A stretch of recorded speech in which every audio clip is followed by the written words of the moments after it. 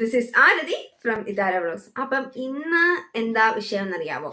Reality show ഞാൻ എടുക്കാൻ കാരണം ഞാൻ ഇന്നലെ അല്ല എല്ലാം ഇപ്പം ഇടയ്ക്ക് യൂട്യൂബിനകത്ത് കയറി വരുന്നുണ്ട് റിയാലിറ്റി ഷോകൾ. അപ്പൊ പണ്ടത്തെ റിയാലിറ്റി ഷോസ് നല്ല കോമഡി ആ ഒരു ഭാഗങ്ങൾ മാത്രമായിരിക്കും. അപ്പൊ അത് മാത്രമായിരിക്കും കാണുന്നത്. പാട്ട് വലുതായിട്ടൊന്നും കേൾക്കാൻ അങ്ങനെ വലിയ താല്പര്യപ്പെടുന്നത്. പക്ഷെ കോമഡി ഭയങ്കരമായിട്ട് ഇതാവും. ഇപ്പോഴാണേലും ടി വി വെച്ചാലും ഇപ്പോഴത്തെ സ്മാർട്ട് TVs അല്ലേ, അപ്പൊ ആ TV വെച്ചാലും ഇവിടെ വയ്ക്കുന്നത് മിക്കവാറും സരിഗമപായുള്ള റിയാലിറ്റി ഷോ വയ്ക്കുമ്പം അതിനകത്തെ കോമഡി എപ്പിസോഡ്സ് ആയിരിക്കും ഞാൻ കാണുന്നത്. ഇല്ലേ സൂപ്പർ 4 എപ്പിസോഡ്സ് കാണാറുണ്ട്. പിന്നെ ഏതാ ഡമാർ പടാർ, സ്റ്റാർ മാജിക്, ഇതൊക്കെയാണ് ഞാനും അനിയത്തിയും ഒക്കെ കണ്ടുകൊണ്ടിരുന്നത്. ഇപ്പം ഒരു ഇതായിട്ട് റിയാലിറ്റി ഷോ എന്ന് പറഞ്ഞ രീതിയിൽ കാണുന്നത് ഏതായിരിക്കും? ബിഗ് ബോസ് മാത്രമായിരിക്കും കാണുന്നത്. ഇപ്പം മിക്ക വീട്ടുകളിലും അങ്ങനെ ആയിരിക്കണം.